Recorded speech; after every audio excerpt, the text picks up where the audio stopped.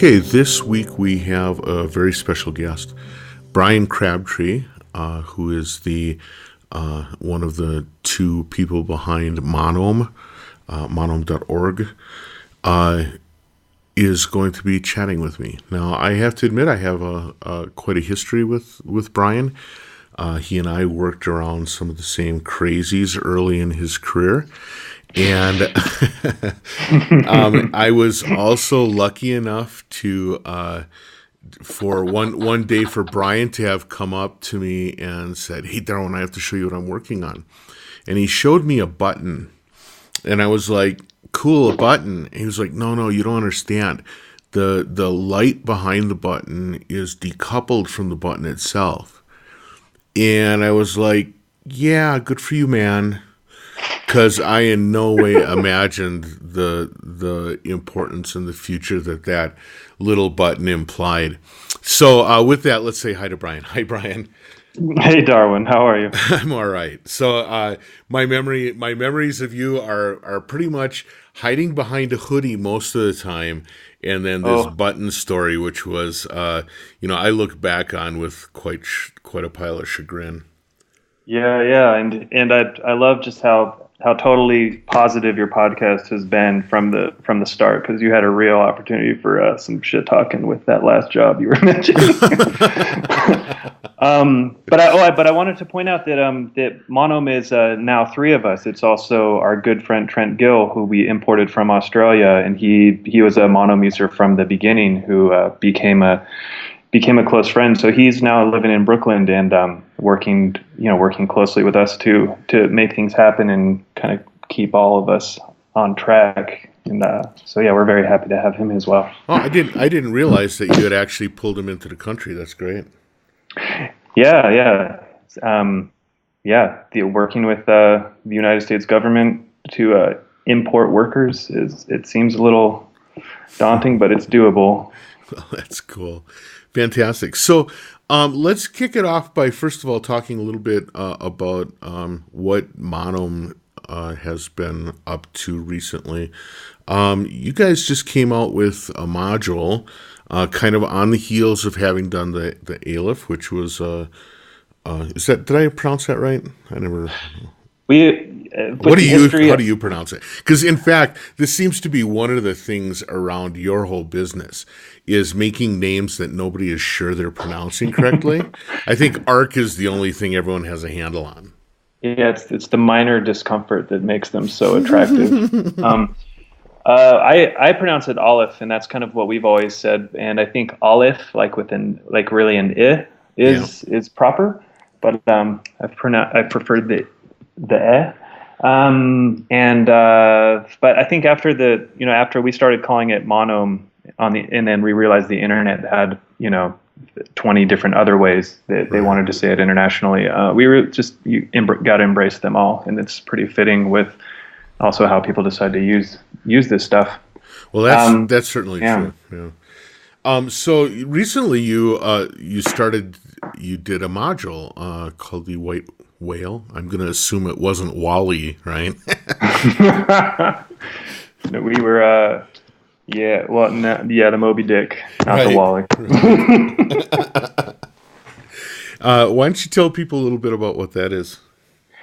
We've been doing kind of these open-ended, open source kind of devices and controllers for making music, with this kind of idea that it should be shaped by the artist. So the tool is kind of as minimal and abstract as possible, and it's really just capable of being transformed into whatever you can possibly imagine. And in my experience, part of what my goal was always, like, the more transformable it is, kind of the more exciting it is to me. But with this recent thing, the White Whale is a Eurorack module, so it fits into this paradigm of having mixing and matching a bunch of different functionality from different manufacturers, and they all speak this common language of triggers and control voltage. Of course, the first thought was like, we should just make some open-ended thing that can be whatever people imagine. But then I think after the Aleph, which was that, we realized that we actually need to be trying to develop instruments that people can approach, very directly. And I need to start thinking more about like, how do you actually make music and not just, fixate on creating tools to make music.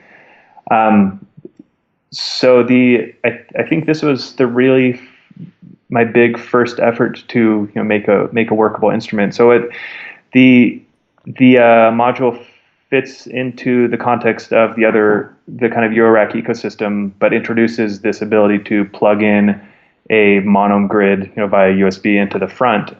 And this was exciting to me because it can potentially introduce gesture and this kind of deep data and these layers that typically aren't accessed on kind of like a Eurorack setup.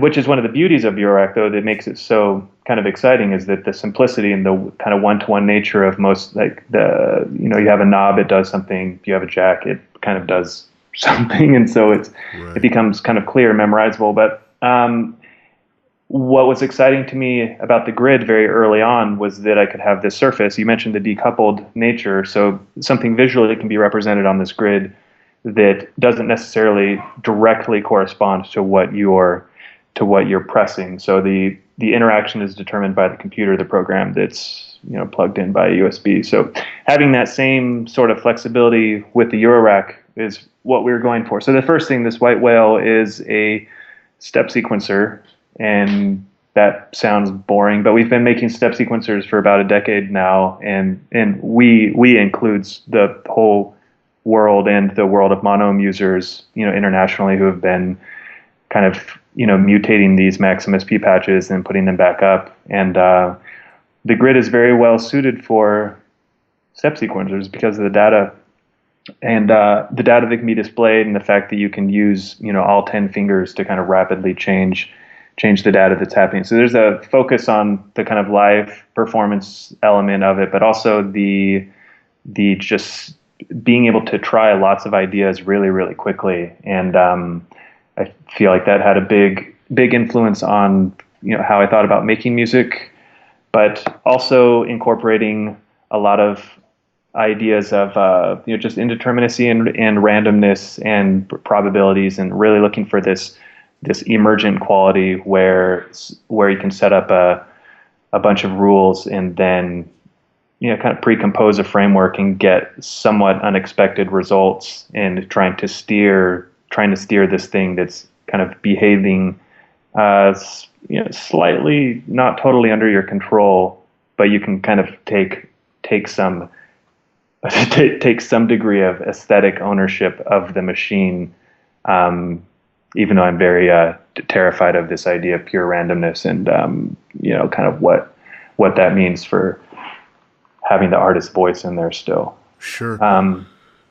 Well, I think it's actually kind of interesting too that this white whale is actually one of the first instances outside the range of MIDI interfaces. The first instances where the smarts are in the modular, but the interface is external. And I actually think that that's pretty smart, especially for people like myself who want to have either relatively or highly portable machines.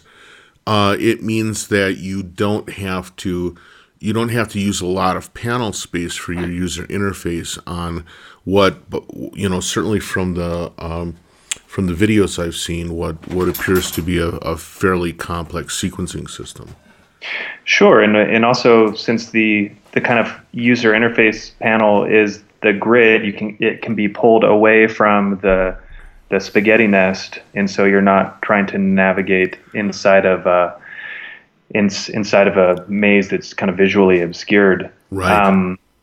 And yeah, what you say, the whole tremendous amount of functionality fits into 6 HP. And what's really most exciting about this to me is going back to having a transformable surface, is this prospect of having several different modules, all that can speak to the grid and then kind of continue operating on their own while while you're hot swapping the USB cable in between several different ones. So one way that users, Monome users on the computer will typically be running 3 or 4 applications at the same time, and just like mouse focusing between a bunch of windows. Right. People will have hotkeys to swap applications, but in the modular environment, there's it follows this analogy where you're patching a cable into different places, but this really works seamlessly to patch a USB cable back and forth between different modules, and then you're suddenly looking at the data from a totally different application.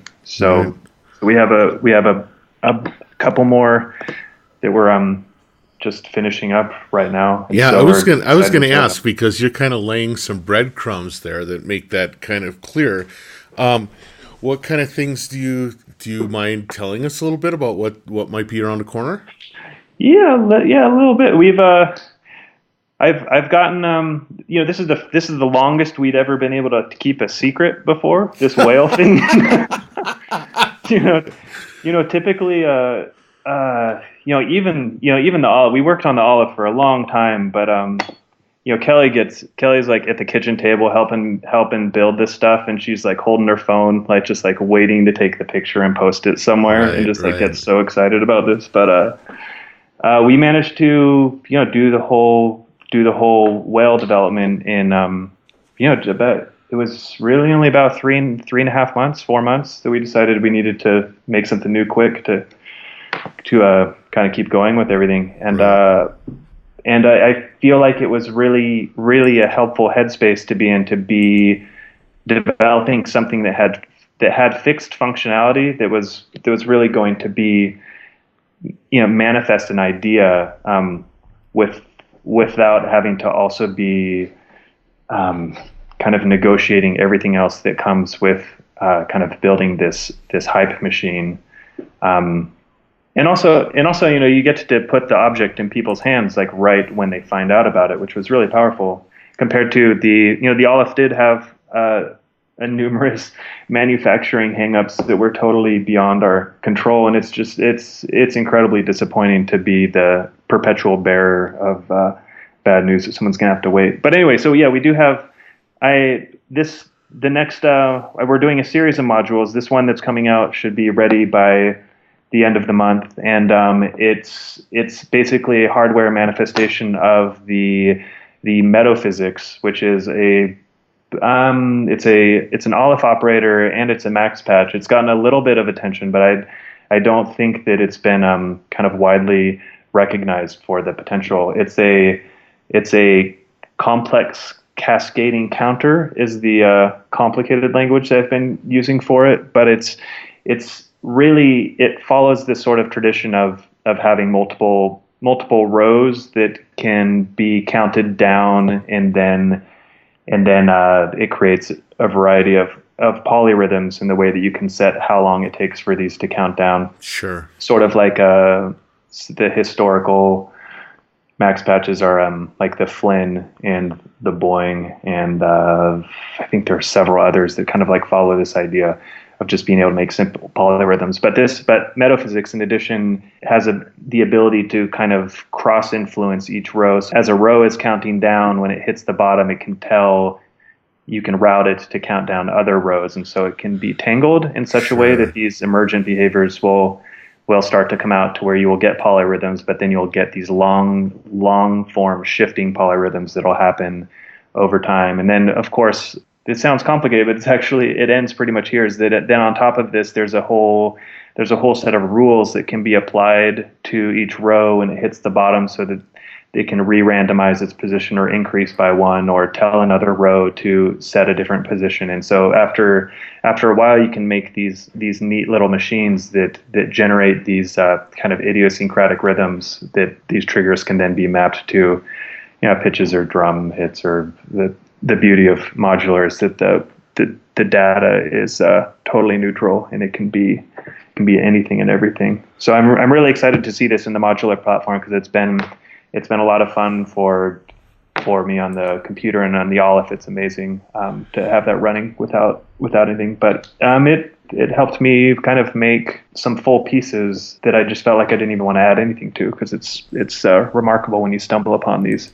kind of magical combinations of data and rules and what that can produce. Right. Well, you recently put out like 2 different releases. One is Detroit oh, Underground. Detroit Underground. Yeah. That's run by Caro, who from Reflex, and then the other one is Frank Rose is a longtime Monome community organizer that started a little kind of online presence. Kelly and I both decided to commit to making some music for him.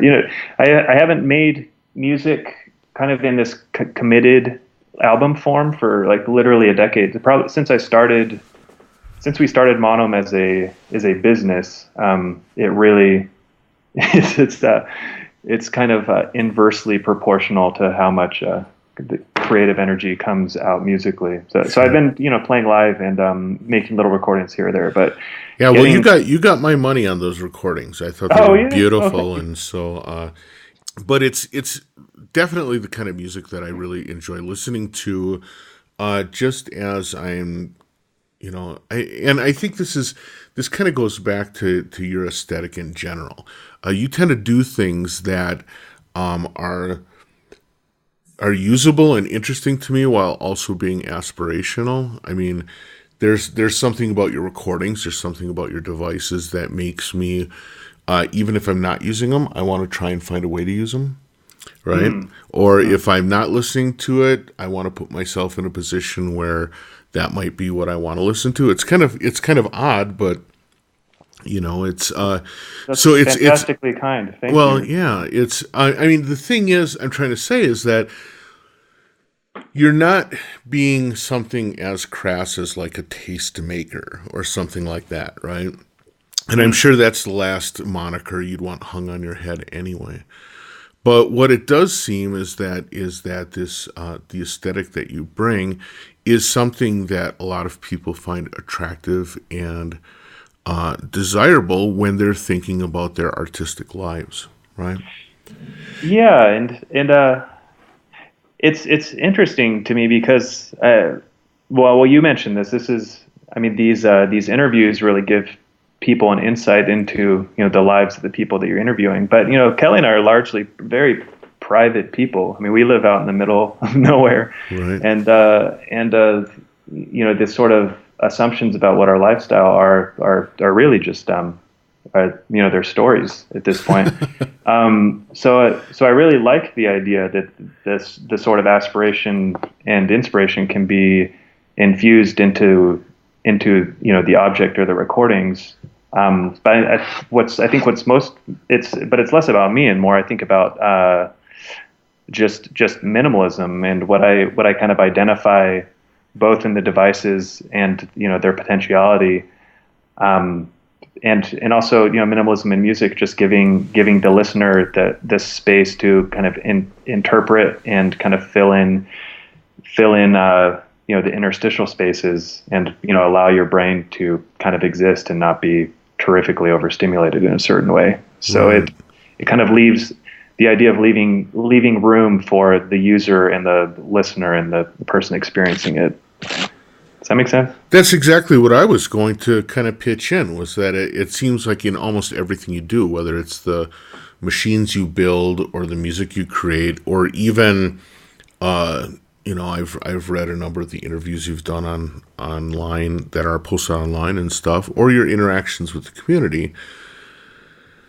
Without seeming to obsess about it, you seem to always leave room for the person at the other end of the wire to do the thing that they need to do, which is, and if you consider that sort of a part of minimalism, well, I think there's a lot of people that really identify with that kind of minimalism. So, minimalism. Maybe that's like actually a terrible word to say, because it's pretty loaded.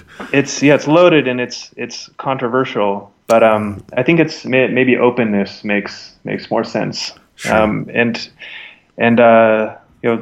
and I spend a lot of time talking about language, and it's very tricky to get a precise meaning across, and particularly when my personal writing style has to do with kind of like spilling a whole ton of stuff out and then kind of just cutting it back and back and back until it's very small and it means almost nothing, and every single word is super loaded. So you have to read it 100 times to glean any meaning. So I'm really the worst kind of marketing self-promotion engine that could ever really exist. And so we really just rely on, hopefully, people that identify with the ideas or with the with the aesthetic that we're trying to create. Or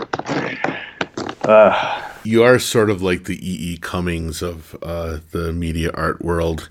I will say that.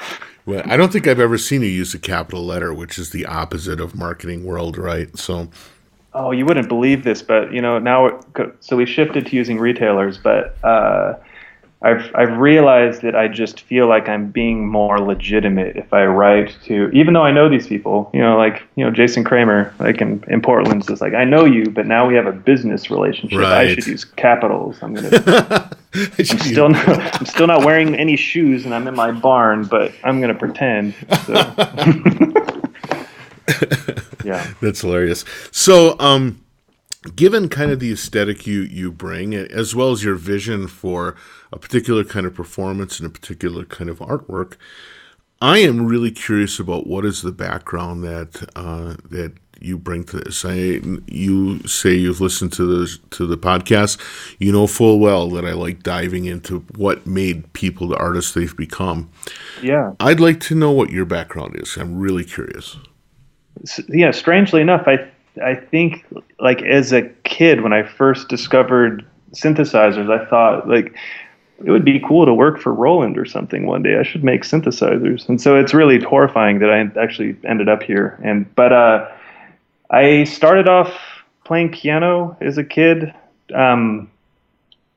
Stuck with it for a while. Was interested in writing things myself. But once you get into middle school, they mandate that you play a wind instrument. So I then did that, and around the same time started getting into computer. I was born in 1980, so computers were actually starting to get available by the time I was in middle school. So that kind of simultaneously got me interested in, like, what can you do with digital things, while also splitting that time with this skateboarding and playing role-playing games and things. Sure.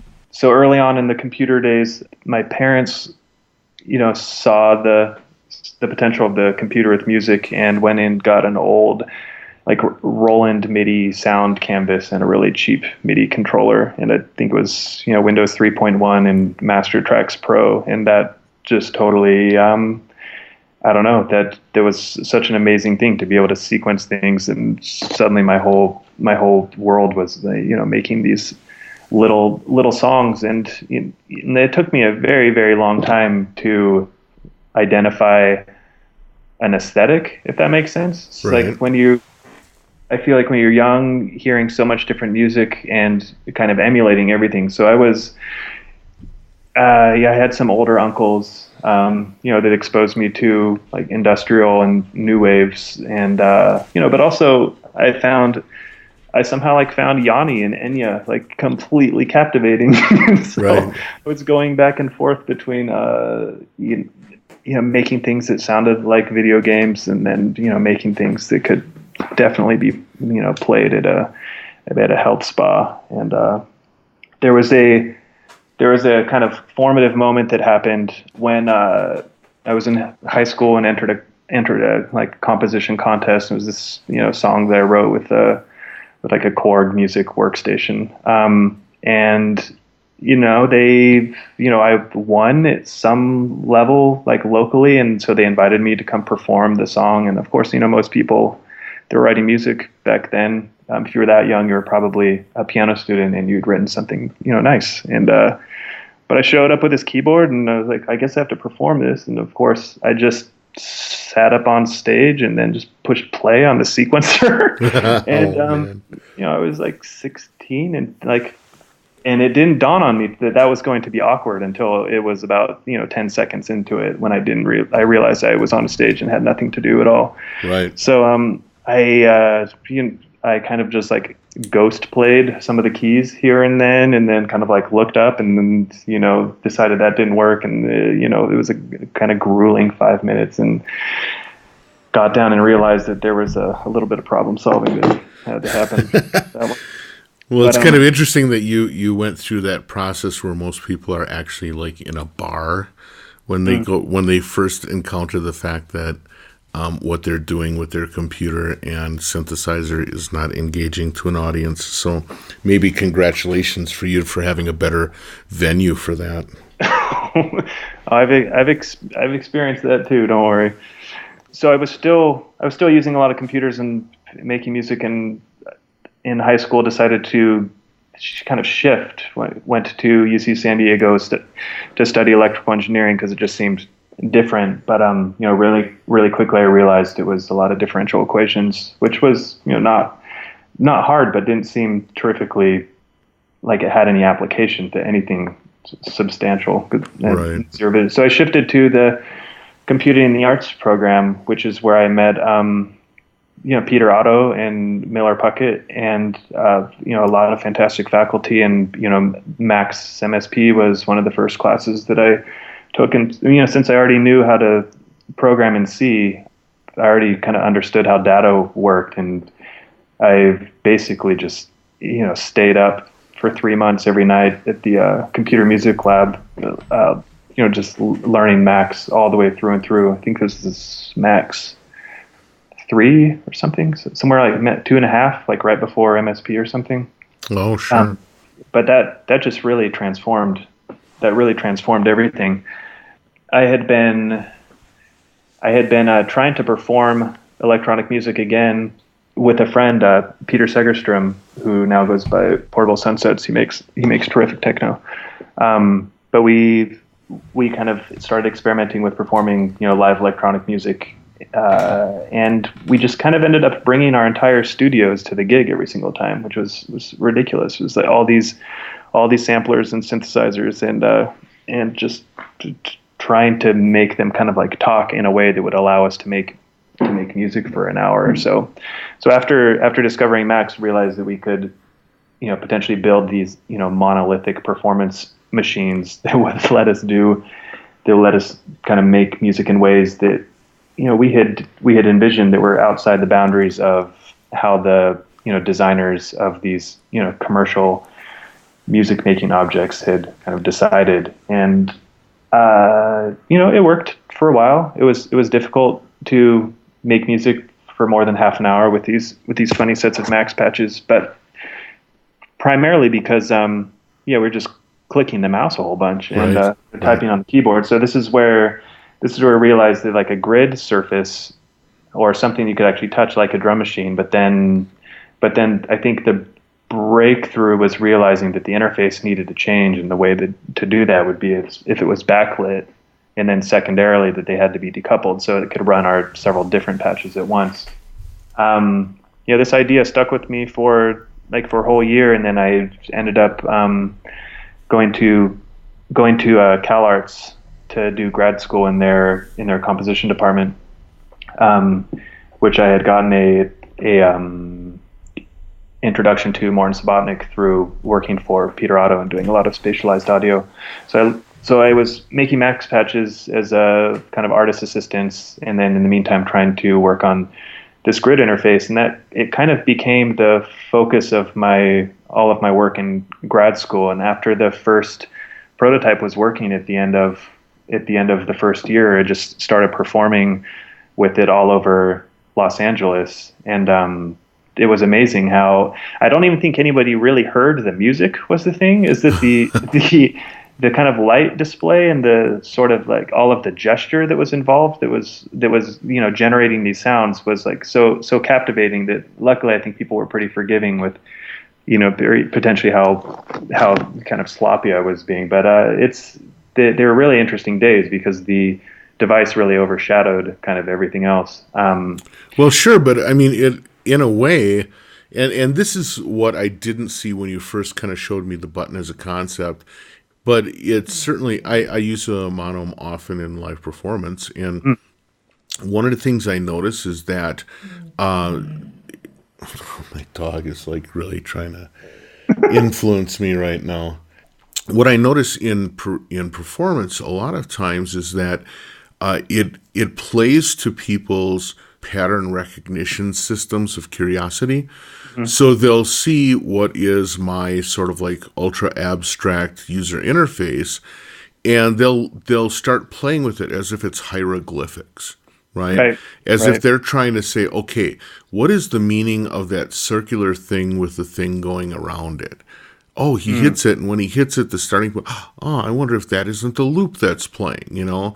Oh, there's a thing, and sometimes he presses it and it goes up, and sometimes he presses it and it goes down, and that's the same time the volume of something goes up and down. I see people who, again, like you say, they're completely drawn away from the music to watch the display, but to a certain extent, that might actually be a lot more effective and a lot more valuable than, say, having a big screen video display blowing with some sort of visual eye candy. At least what they're doing is they're really closely tied into the process of performing, which is ostensibly why they're there. Sure, and that's something that's been discussed a lot, is how to potentially like help the audience understand or just be able to see the interface, so that they can see that some actual performance is taking place. Around the same time when I started performing, my friend Alfred, who goes by Daedalus, was also starting to perform, and I think he really quickly saw the potential that this device would allow in terms of having a really variable improvised performance. So I lent him the prototype, and he then promptly toured the world and helped popularize it in a way that I couldn't while in grad school. But that was definitely something that was important, was making sure that people could see what was happening with the performer's hands, and that it wasn't a DJ set, or it wasn't a kid pressing the play button on a sequencer on their core keyboard. Right. Well, I was going to ask about Daedalus, because he seems to be a really important player in the early days of this, as you suggest. I think, first of all, you're right. He was a person who was out there, and he kind of popularized it. But he also did something that I thought was really interesting. He's the first performer that I saw that was using an interface for his computer-based system that would tilt it towards the audience. Yes, that's what I was going to suggest. Oh, okay. Yeah, that's exactly what I mean by trying to get the audience to see it, to see the interface more, and that in a way it fit really well into his narrative that he was trying to make with his stage presence, right. with his costume and his magic weaving, and he's gone on to make other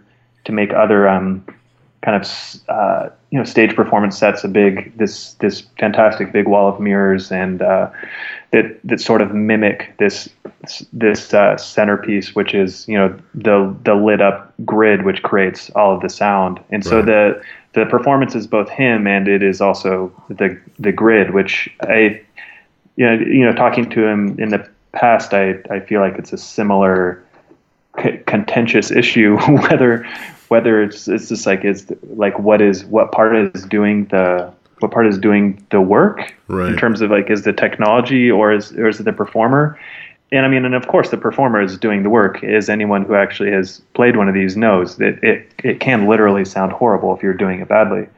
And there are absolutely virtuosic performers on this device. But still it comes up quite often, which to me is a very mundane debate, but the kind of like, what is an instrument? Because I thought we all understood that everything is an instrument, back when John Cage decided that in the 60s. So Right. Well, I think maybe the memo didn't get widely dispersed or something. But yeah.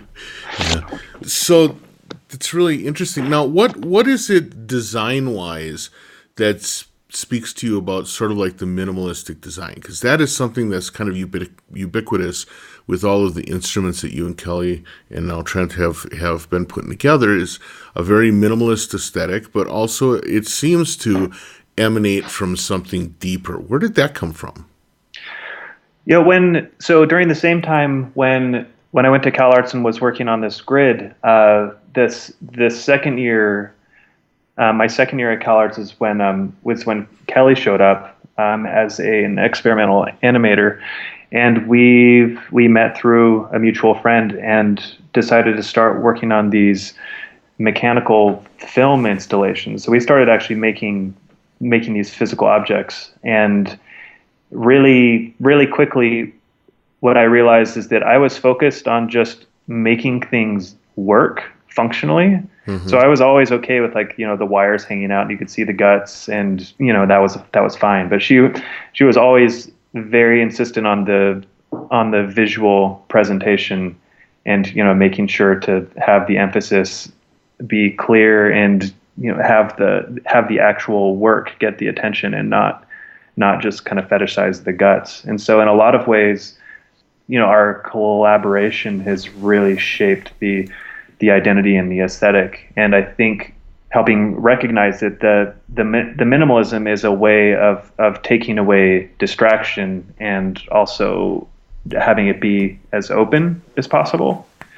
And then there's this kind of last quality that we both just developed a mutual appreciation for craftsmanship, in that having that fit in with a sort of way that we want to exist in the world, in terms of making objects that are going to last, and that are beautiful, that you're going to want to spend time around, and you don't want to have the sense that it's a disposable object that you will have to buy again. Or there's a lot of music equipment that I feel like I've been forced into buying for certain reasons, and I just have like a guilt surrounding them, because I know that I don't care about it like the moment, even when it shows up like brand new. It's like, and that it eventually probably will end up at a thrift store, or it'll be broken in a landfill. And so there are sort of layers of responsibility that are also tied up in the way that we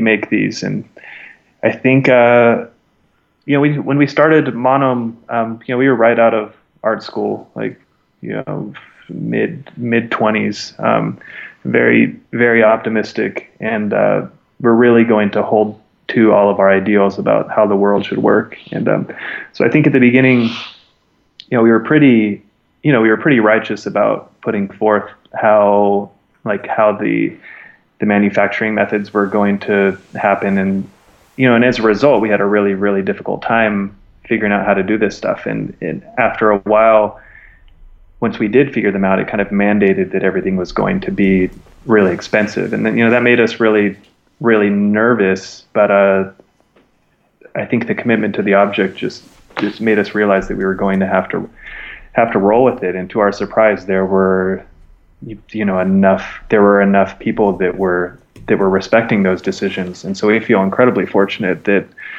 there's a community that just wanted to support this project, that really all of the people that I approached for some form of investment or support, they would not touch this idea of, especially when it came to the open source element, that we were going to share everything and tell everybody how to make their own if they didn't want to buy one or they couldn't afford to buy one. So I want to talk about something that may not be super comfortable, but we'll talk about it anyway. You said that, because that's how I do, sorry. You said that some of this aesthetic really was pointing towards not fetishizing the guts, but I would say that if there's a knock on Monome, it's sort of like a dual knock. One is that you fetishize presentation, and secondly, that the stuff is really expensive. Now, we've already talked a little bit about the expensive part of it, and frankly, knowing a number of high-end wind and stringed instrument players, the cost of a monome is pretty much paled by even a middle low end violin or a middle low end saxophone. But for some reason, I think people that are working with computer-based stuff and keyboards are used to the plastic result of a production line that squirts this stuff out like Sure. Digital poop of some sort. Mm-hmm. And so you get a knock for the expense, and to a certain extent, what that expense really represents is that one could think of the monome as sort of like a first world instrument. How do you react when you see those kinds of knocks? Well, okay. So most of the time I see these, it's on the internet. And, right. Yeah. There's not an actual face behind it. So maybe I'm the first person that's done that, right? I've never had like a real conversation like that. I mean, of course, I've been in a position where people will come up to me in person and we can have this discussion, but it's typically really, really fast because when you have an in-person experience, you're going to have empathy, and you're not going to see that someone's trying to pull something over on you, or that that I'm actually like fantastically wealthy and I've like really cashed in on the electronic music crowd. Right. But I think my response is that basically we kind of held to the ways that we felt comfortable producing these devices, and it's still just a couple of us, and building these by hand in our home. And the digital poop machine that you described is it's very real. I mean, the other large corporations can leverage a production and marketing machine that make it very viable for them to produce in such quantities and use labor that we don't have access to or choose not to use. Right. And just a lot of things that we consider compromises, but also compromises in the potential quality of the objects, because they know that it's more important for their specific demographic to have something be cheap than to be, instead of being open or something that may potentially last them a very long time. So I don't think that I think just maybe what you said hit it right on the head, which is there's typically not a problem when people imagine a very expensive guitar, right? Given that there are also incredibly cheap guitars. But anyway, so yes, so the comments that I hear like that are typically on the internet, and as wonderful of a place as the internet is for sharing, it just seems to let people spend too much time focusing on kind of very negative thought patterns. And what I feel like what anybody complaining about our devices should really think is like isn't it great that these people were sufficiently successful in a couple of years to have let these other big multinational companies kind of copy the designs and make them accessible to everybody at a very cheap cost. And so you can at least experience something pretty similar to what we're doing with these objects. And if you acknowledge that it's a really valuable part of your workflow to be working with grids, I'm sure at some point you could rationalize the investment into an instrument that's going to kind of repay you in creative energy and inspiration over the years. So when I was trying to develop this thing in school, I got a couple of grants, and I was willing to spend like innumerable kind of hours and just an insane amount of efforts to kind of manifest this idea that I thought had so much promise. And so I think it's just important to recognize that we all don't have the same value systems, and we different objects have different levels of meaning and different value. And it's okay to let some group of people be really passionate about something, and you don't have to get really upset that somebody else thinks something is worth money. So yeah, it's best to just like go on and focus on the things that don't make you sad. Well said, and I'm glad we brought it up because I guess in my mind I imagined what your answer was going to be, but hearing you say it is actually really it's cool. It's cool to hear that, and it's and I'm also now sitting here with a one of your most recent grids, as well as a couple of other grids that I have from the past. And because maybe I am a little obsessive when it comes to my playing surfaces. But one of the things that from the oldest device up to the most current that is really pretty amazing is the level of craftsmanship. Now, you talk about these being handmade, but you also talk about having some manufacturing processes. What is the handmade part of it, and what is the manufactured part? And my God, where do you find manufacturers that can do this kind of work? Because if there's anything, it looks more like you're making, like you would have to find people who are skilled at making jewelry rather than typical industrial manufacturers, because this tolerances on some of these things are amazing. Yeah, and it's some of them I'm very proud of, and some of them I feel like I'm still refining. The grids, it's a little bit shameful, the perfectionism that plays into this, because it means that there are too many generations of grids which have happened in this kind of chasing both reducing the amount of labor that we have to do and kind of making sure that they're going to be robust over time. Thinking back to like the first 40 inches, those were all completely hand soldered, and we made 400 units, and that's where like Kelly learned how to solder super fast, and I can't imagine how many years of our lives we knocked off with those fumes. But right. The components, finding manufacturers it's hard. It has to come with recommendations, I think. And we were very, very fortunate that one of Kelly's friends from college worked his father owns a medical silicone molding company, and okay. So the first thing we had to overcome was figuring out how to make these keypads, because that was not something you just found out how to do.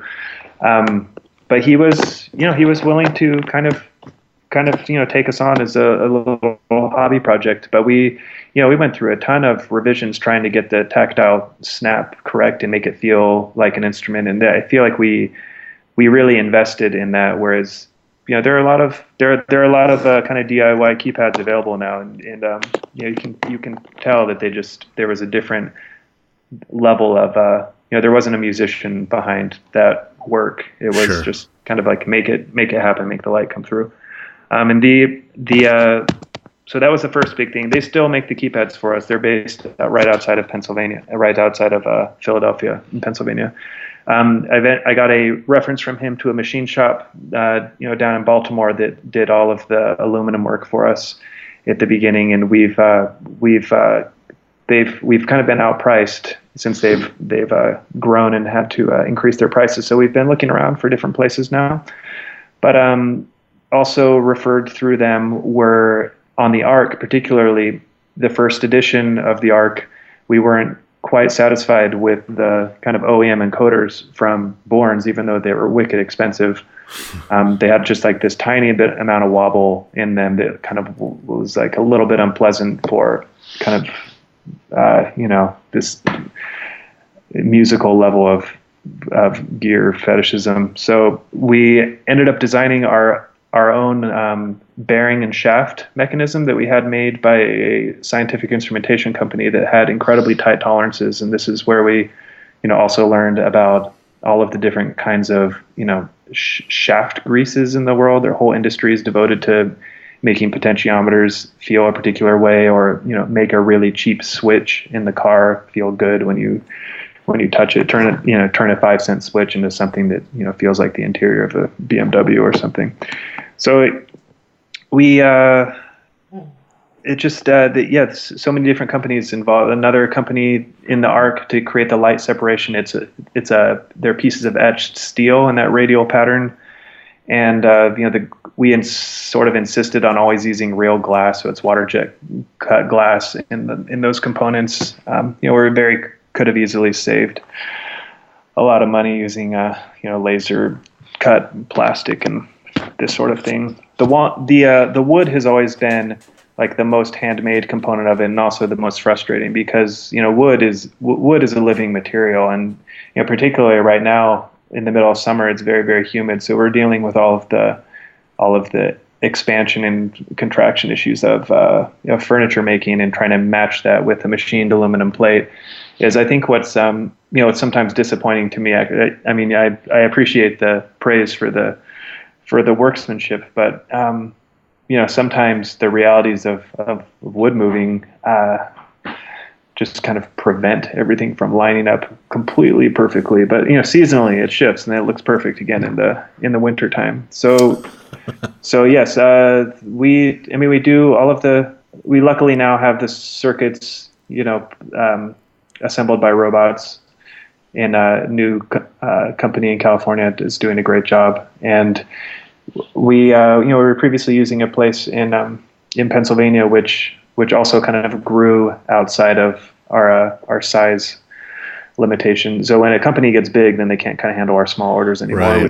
which is sad. So previously we were really sourcing within 100-mile radius almost, and now we've spread out just a little bit more, but we're still keeping everything inside of the country, and it feels really good to have fast, responsive small companies that we can work together with, and this is how we're able to turn around these production runs pretty quickly. But yeah, at the end of the day, all of this stuff is still built here in our little barn workshop, which we've now really only had for about 2 years. Prior to this, whenever we were doing an edition of something, it's just like the living room and the kitchen would just get taken over by all this junk, and we'd have to eat standing up for a couple of weeks or something like this. So it's I do advise anybody who plans on going into sorts of productions to first and foremost separate your life from it a little bit with some physical space. It definitely improves everybody's mood. Sure. Now, in talking with you about this and about the decisions you make and stuff like that, it actually sort of infers an answer to the next question that I was going to have, which was, what are your feelings about all the many different grid makers that are out there doing their thing? But you've kind of spoke to that just by saying that there's room for everyone, and you're hoping that there's room for sort of high end, which makes sense to me. But do you ever get irritated by it? A little bit, but I really think that the other grid manufacturers are capitalizing on some of the least interesting uses of the grid, and they've really overlooked the kind of principal idea, which I was really excited about, was the decoupled nature and the openness, and being able to make it do a whole lot of different things. And actually, these devices can do this. It's just not. It's not directly presented to the user as the reason for this device to exist. And so it by having like a minimal blank slate, it's inviting people to really explore it and own the surface, like both as a tool maker, as an artist, or just making decisions about how you want to work. The other part is that, as I said before, these being a starting point, which allows somebody on a budget to decide whether or not they're interested in making music with grids. That's fantastic, because it also it prevents impulse buying of a very expensive object and being kind of alarmed and disappointed. Which which wasn't so big of a deal in the early days when alternatives didn't exist, because somebody could instantly resell it and actually probably make a profit, which was kind of secondarily horrifying thing that happened in the late 2000s. Right. But yeah, I mean, recently, I mean, grids have been around. We started 8 years ago, and I feel like they are now in the consciousness of electronic musicians. But I'm not I'm not sure like I'm not sure all electronic musicians have like a fully correct representation of what the initial intention was with them in terms of being a really open platform.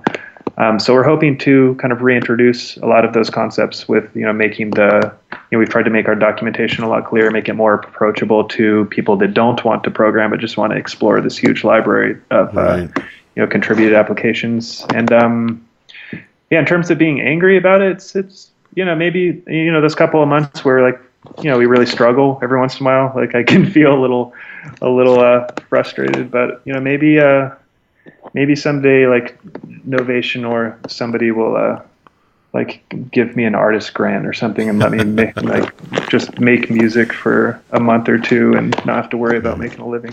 But, okay, Novation, that's a call to action on your part, so. Well, I want to explore this idea of openness a little more, because from the very beginning, you've been incredibly open about every part of what you do. And so all the software that's kind of tied into it is open sourced. And that has kind of like followed through on every device that you've created. The modules, the source code and stuff is available even for the stuff inside those modules? Yeah, in fact, I just posted that up today, and I haven't gotten a chance to publicize it yet. But yeah, the idea is that they are available, but I didn't want to kind of promote that as the kind of fundamental selling point, Sure, because right. open-ended modules already exist, and the module is really intended for just being able to be instantly usable. And if I feel like the kind of open source programmable tag kind of scares people away, that they'll have to do a lot of work, and that's definitely true of, like, for example, the Aleph. I mean, it does have things that will launch automatically that are set up scenes, but that was really a device designed for building your own tool set, and Right. and so we're trying to keep this as approachable as possible. But yes, I am enthusiastic about potentially people doing some little mods to the sequencer, or doing just reinterpreting how the grid works, like with this particular little piece of hardware, and we'll see how that shapes up. Sure. Well, I want to kind of explore the idea, or sort of like the difference between open-ended and open source. So the open sourcing is really clear. It's the tools, or the source code that makes up the work that you've done is all available for free. The open-endedness, though, I think that's something that you have probed in different ways, practically with each different iteration of hardware that you've come out with. I would say that, and you can tell me if I'm wrong. I'm more than happy to have you tell me I'm delusional. But wait until I make the statement before you say that. But it seems to me that because of Daedalus's sort of like influence on the early vision of the grid, that for a lot of people, the grid was a tool by which you could play MLR, or for me, the one that caught my eye was Flynn. It was available to me, but the concept for a lot of people was that there was still an instrumentation aspect to it, right?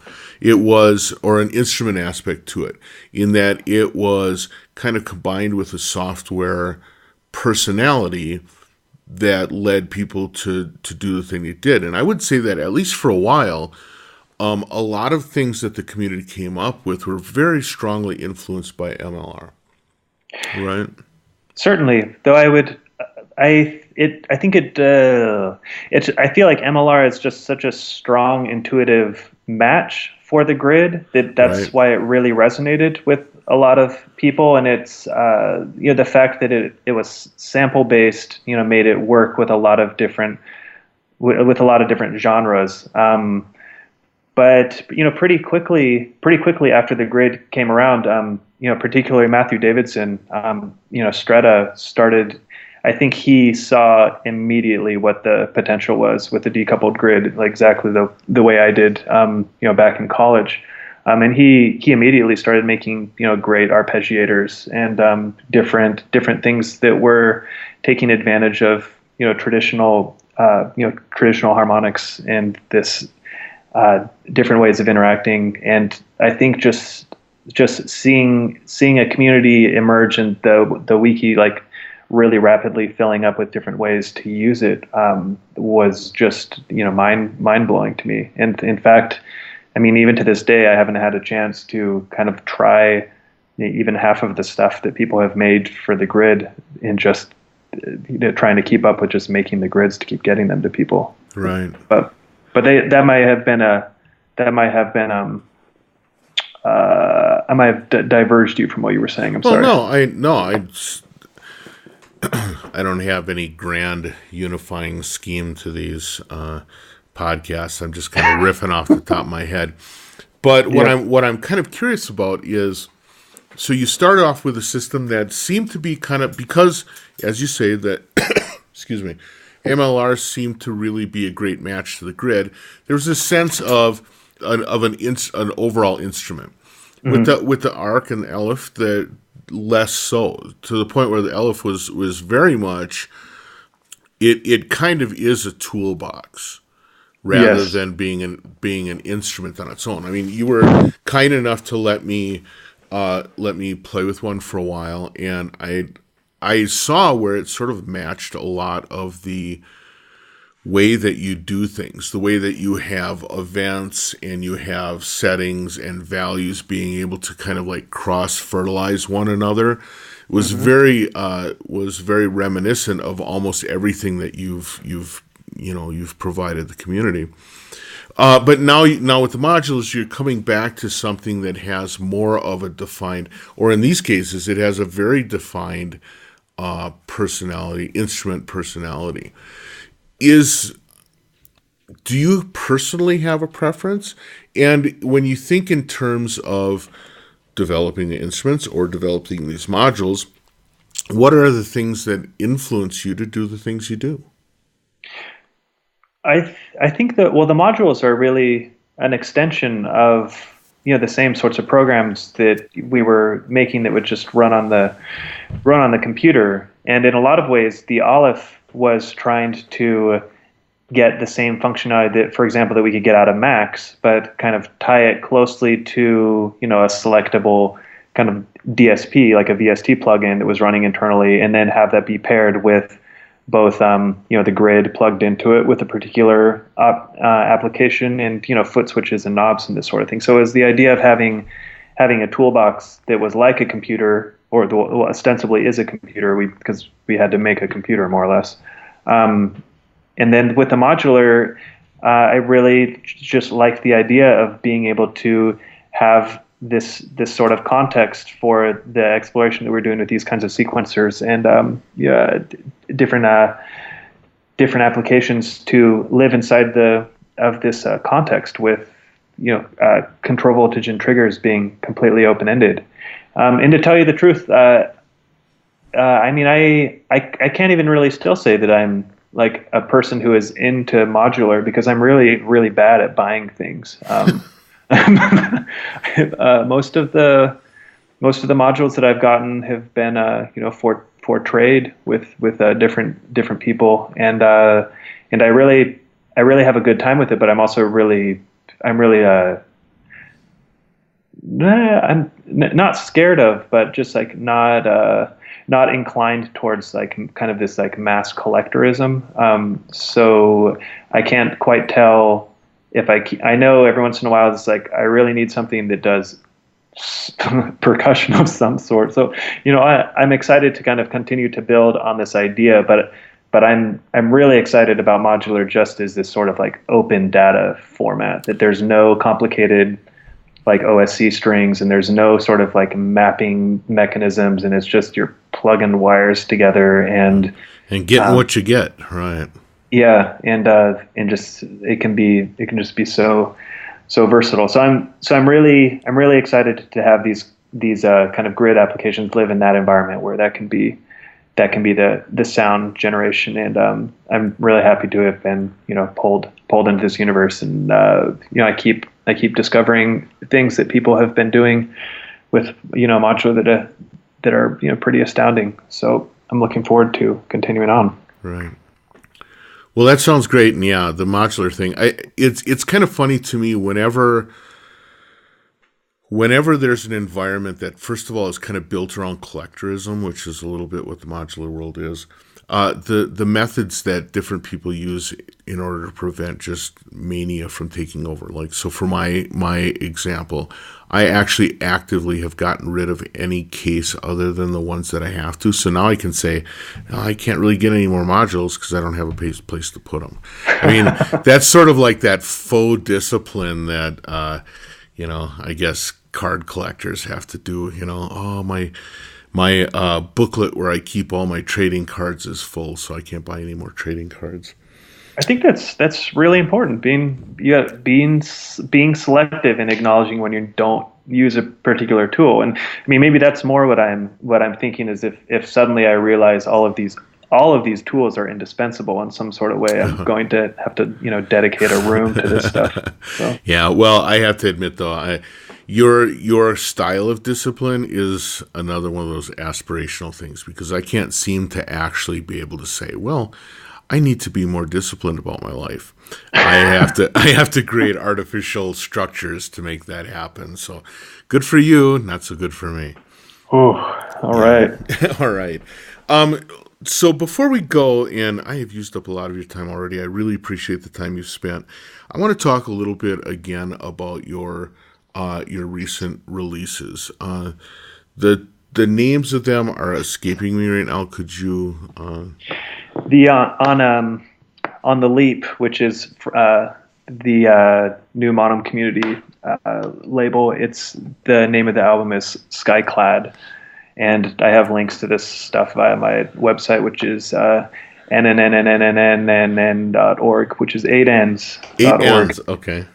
And then through Detroit Underground is an EP of 2 sides. It's 18th Weather Vane, and he's actually hand cutting these records. So it's a little 10-inch clear vinyl. They're really gorgeous, and I'm really excited to have some music actually committed to a physical medium. Sure. And I also want to say that Kelly also just released her first album, which is First Magnitude, which is also on the Leap, and it's spectacular. Well, fantastic. Well, look at that. What did you use to create these things? Because the times that I've seen you perform, almost always it's been like a computer, a grid, and roads, right? But it's clearly, in listening to this, there's a lot more going on. What kind of tools did you use to actually make these albums? It was really varied on these tracks, and I tend to create a lot of software and hardware, I get pretty nervous about kind of overusing technology when making music. So on Skyclad, there's a lot of me shaking grass into a microphone, and there's some pretty simple synthesizer things that then end up sounding completely not simple after they get run through some olive patches a couple of times.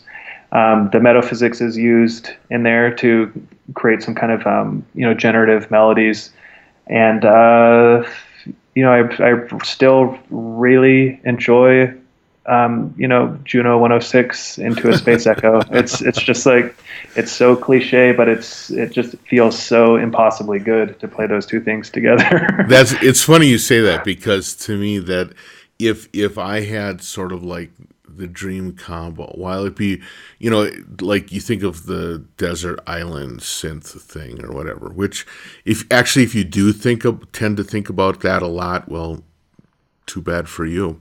Yeah. But the fact is, if you think about that, some of the most enjoyable, the two most enjoyable instrument combos have been one, exactly what you said, a 106 with Roland Space Echo, and then when I used to play an MPC a lot, there was something about just like beating on pads without any kind of screen or anything like that was actually really compelling.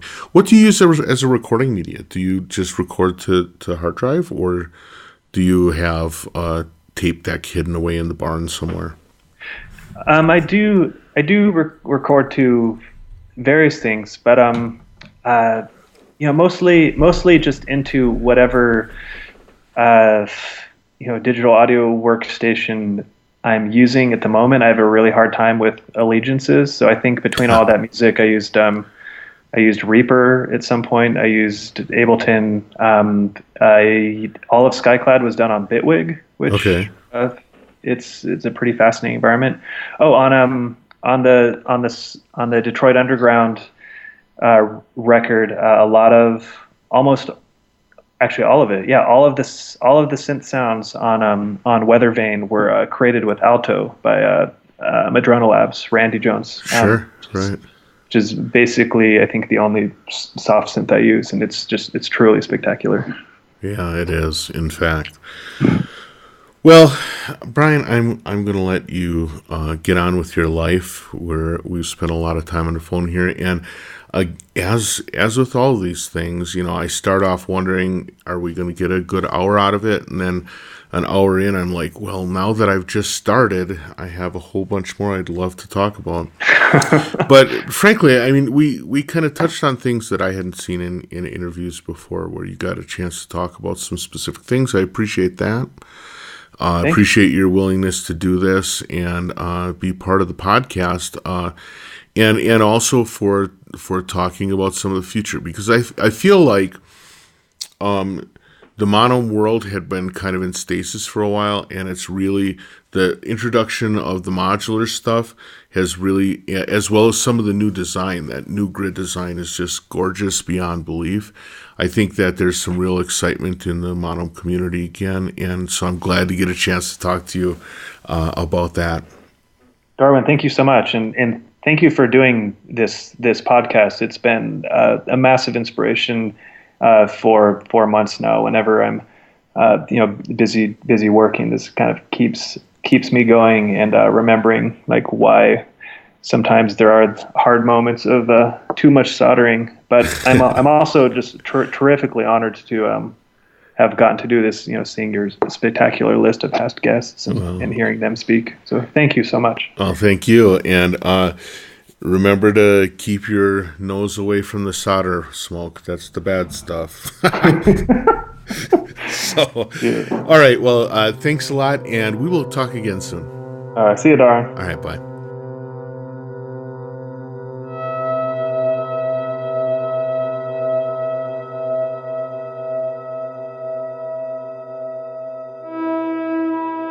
I wanted to thank Brian for the opportunity to talk with him about both Monome and his personal growth path into being an instrument maker. Very inspiring stuff. I was really glad he was willing to kind of open up to us about how he feels about his designs and how they affect the world. If you're interested in what he's been doing, check out monome.org. That's monome.org. And thanks to everybody for listening and for passing the ideas along to other people. Got any questions, comments, inspirations? Drop me a line, ddg@cycling74.com. Otherwise, I'll see you next week.